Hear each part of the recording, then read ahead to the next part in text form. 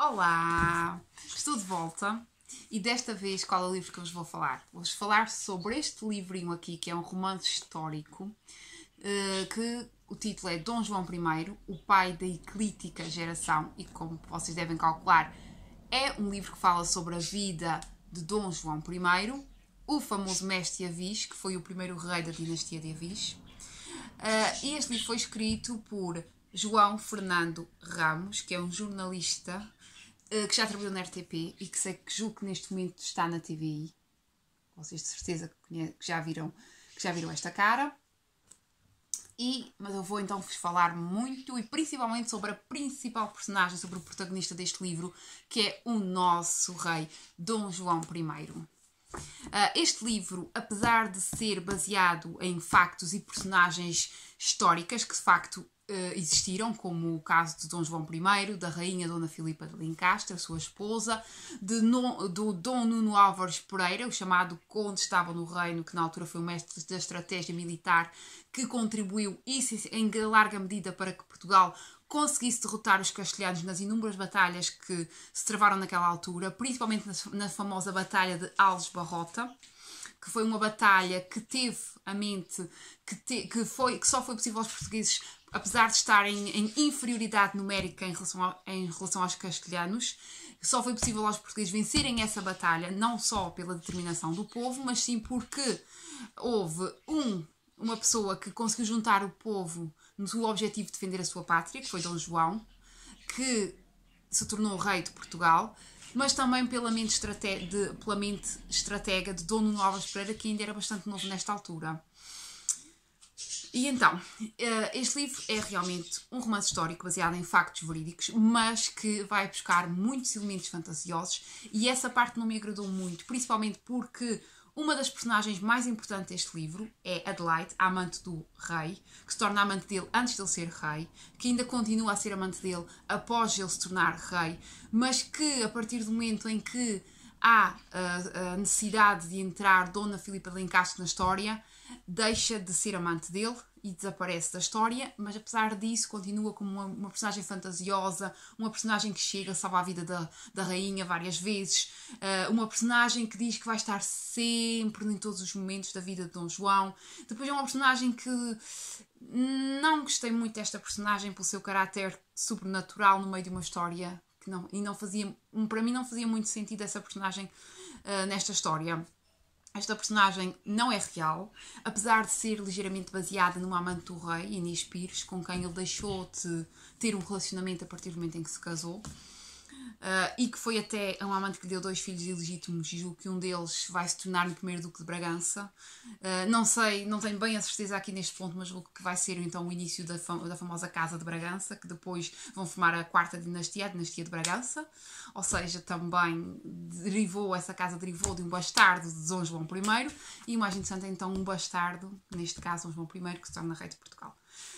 Então, antes de falar propriamente no livro, eu vou-vos falar um pouco sobre a história, sobre a nossa história, a história de Portugal, e como é que Dom João I chegou a rei. Dom João I era um filho bastardo do rei Dom Pedro. Vocês estão lembrados da história do Dom Pedro e Dona Inês de Castro? Aquela história de amor que ficou para a história como uma trágica história de amor. Dom João I não é filho de Inês de Castro, ele é filho de Dom Pedro, que eu julgo que ele era Dom Pedro I. Deixem-me só confirmar aqui, que temos aqui uma árvore genealógica bastante interessante. Dom Pedro I casou. Dom Pedro I teve um caso com Dona Teresa Lourenço, da qual nasceu o rei, aquele que viria também a tornar-se rei de Portugal, Dom João I, que depois casou-se com Dona Filipa de Lencastre e depois teve todos estes filhos por aqui fora. Dom Pedro, então ele era Dom Pedro I, era só para confirmar essa parte. Dom Pedro I, antes de ter o caso com Dona Filipa de Lencastre, ou depois, eu acho que foi antes, teve então um caso com Dona Teresa, e desse caso nasceu o Dom João, o mestre que se tornou mestre de Avis. Os filhos de Dom Pedro com a Dona Inês de Castro não entram nesta disputa porque são vistos por Dom Fernando, que era o meio-irmão, o herdeiro legítimo do trono de Portugal, que era filho de então Dom Pedro I com a rainha Dona Constança e que se torna de facto rei de Portugal. Mas esses irmãos, filhos de Inês de Castro, eram vistos como uma ameaça muito mais premente do que o mestre de Avis, porque dizia-se que Dom Pedro tinha casado com Dona Inês de Castro, ou seja, que afinal eles não eram filhos bastardos, eram filhos legítimos do rei e, portanto, herdeiros legítimos à coroa. Por essa razão, principalmente o mais velho, Dom João de Castro, que também se chamava Dom João de Castro formaram uma espécie de cilada, não sabe muito bem os contornos dessa história, teve a ver com a esposa, que era que era cunhada do rei, que era irmã da rainha Dona Leonor de Teles, que foi casada então com Dom Fernando, a famosa rainha que tentou entregar Portugal aos castelhanos e foi sobre ela, e foi ela que fez grande parte deste enredo que nós temos aqui da nossa história e deste livro. Então, Dom João de Castro foi exilado na Galiza, julgo que foi na Galiza, ou em Castelo, lá pelos lados, e nunca mais voltou a Portugal. Muitos queriam colocá-lo no trono. Há quem diga que Dom João, mestre Avis, que traiu o irmão, porque dizia que ia ajudar o irmão a conquistar Portugal, mas sinceramente eu acho que isso são pormenores e acho que Dom João I é que lutou, é que sacrificou, é que fez é que ganhou aliados, é que conquistou aliados, é que assassinou o condandeiro. Portanto, ele tinha direito, e era tanto filho, naquela altura a questão da legitimidade pesava muito aqui, mas apesar de ser ilegítimo, Dom João, mestre Avis, era tão filho de Dom Pedro I como Dom João de Castro. E Dom João de Castro não estava em Portugal. Os espanhóis usaram Dom João de Castro para tentar fazer com que Dom João I não fosse legalizado como rei de Portugal. Mas como é que Dom João I, apesar de ser um filho bastardo, conseguiu chegar a rei? Porque ele tinha muitos apoios. Porque ele pertencia à Ordem de Avis, portanto ele era um religioso, logo aí ele conseguiu o apoio do clero, mas ele conseguiu o apoio da parte mais importante da população, que era o quê? Que era o povo. Os nobres não estavam muito pela causa do mestre Avis, apoiavam mais a causa dos espanhóis. Queriam pertencer a Castelo e ter regalias que não tinham. Porque Portugal na altura era um país pobre. O povo morria de fome, há miséria, havia a peste negra que matava uma grande percentagem da população e os nobres defendiam a causa de Castela. Portanto, o mestre Avis foi visto pelo povo como o seu salvador, como o escolhido para governar este país e para tirar este país da miséria. E depois que ele se tornou rei, juntamente com um outro amigo dele, que era o João das Regras, que era o legislador, criou uma série de leis de legislação que permitiram aos camponeses e aos pobres e ao povo, aos mercadores, viverem de uma maneira muito mais justa, não serem constantemente bombardeados por impostos pelos nobres e, portanto, contribuíram para que Portugal se tornasse, evoluísse economicamente e se tornasse um país mais rico, digamos assim. Esta história deste livro vai buscar a vida de Dom João, desde antes de ele ser rei até ao momento da sua morte, ao seu falecimento. E foi a parte da morte dele, como é óbvio, que mais me emocionou e que me levou às lágrimas, tenho que confessar. Na primeira parte nós temos então um jovem que era extremamente leal ao seu irmão, ao seu meio-irmão, Dom Fernando, mas começa, juntamente com o resto do povo, a perceber que o rei estava a ser manipulado pela rainha e pelo amante desta, que era o condandeiro. E qual é que era o objetivo? Enquanto que Dom Fernando levou o país a afundar-se economicamente, levou o país a afundar-se na sua dignidade, levou o país a afundar-se em vários níveis, ao levar com que Portugal enfrentasse Castelo em várias guerras, da qual saiu derrotado, com pesadas baixas, tanto de vidas, como de dinheiro, como baixas monetárias, como de prestígio. E que, para além de Dom Fernando não ter gerido o país da melhor maneira possível, ainda acabava por se afastar dos assuntos do reino e deixar muita da regência do reino à sua esposa, Dona Leonor de Teles, que tinha um amante, que era o condandeiro, e que de facto havia aquela crença das pessoas que eram eles os dois quem de facto mandavam neste país.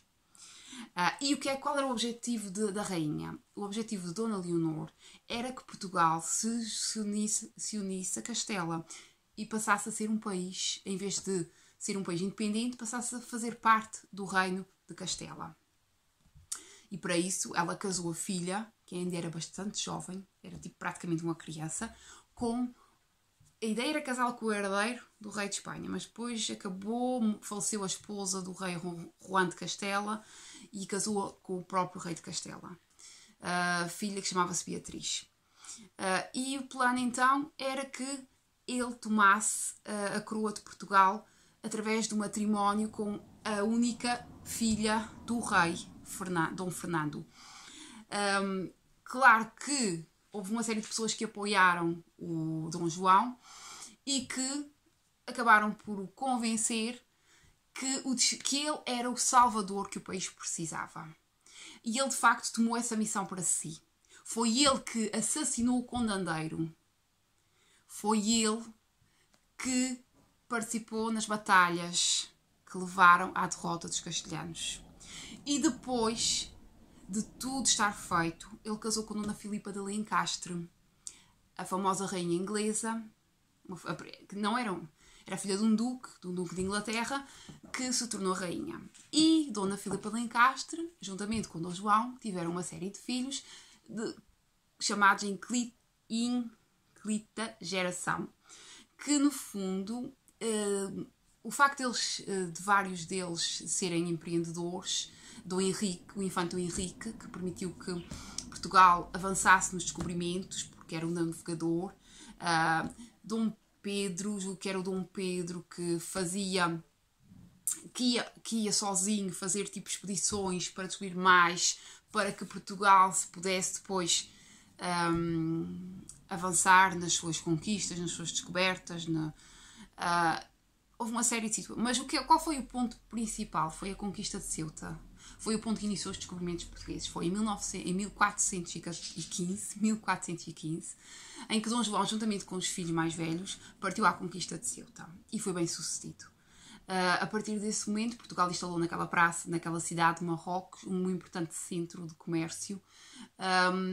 E partiu daí depois o resto das ideias expansionistas. A conquista de Ceuta aconteceu já após a morte de Dona Filipa de Lencastre, que morreu pela peste, na peste negra, que na altura era uma doença que dizimava um grande número de pessoas. Ou seja, Dom João já partiu para Ceuta já sabendo que tinha perdido a esposa. Ela havia armado os filhos cavaleiros nessa altura. E a partir dessa parte ele já deixou... A gestão do reino já estava muito entregue ao seu filho mais velho, Dom Duarte, que vai ser o rei Dom Duarte, que infelizmente morre, tem apenas 5 anos de reinado, o Dom Duarte, mas no entanto já tinha 20 anos de administração do reino, porque Dom Duarte começou muito novo a gerir os assuntos do reino, a ajudar. Primeiro ajudava o pai e depois já era praticamente ele que regia o reino, apesar do pai ainda estar vivo.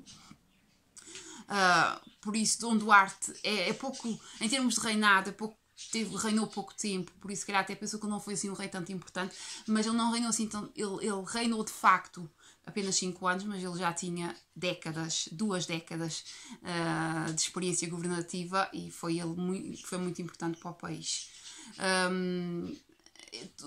Os seus filhos ajudaram, também dependeu muito. Há quem diga que tiveram uma educação à inglesa, mas eu julgo que nem terá sido uma educação tanto à inglesa. O facto de Dona Filipa de Lencastre quis manter os filhos sempre por perto. Já em Inglaterra havia aquela coisa que os filhos, quando nasciam, os nobres davam os filhos para os tutores criarem pajamas e tinham pouca interferência na educação das crianças. No entanto, Dona Filipa de Lencastre teve muita influência. Ela queria ser ela a educar os filhos e a estar por perto deles e a ter muita influência sobre eles.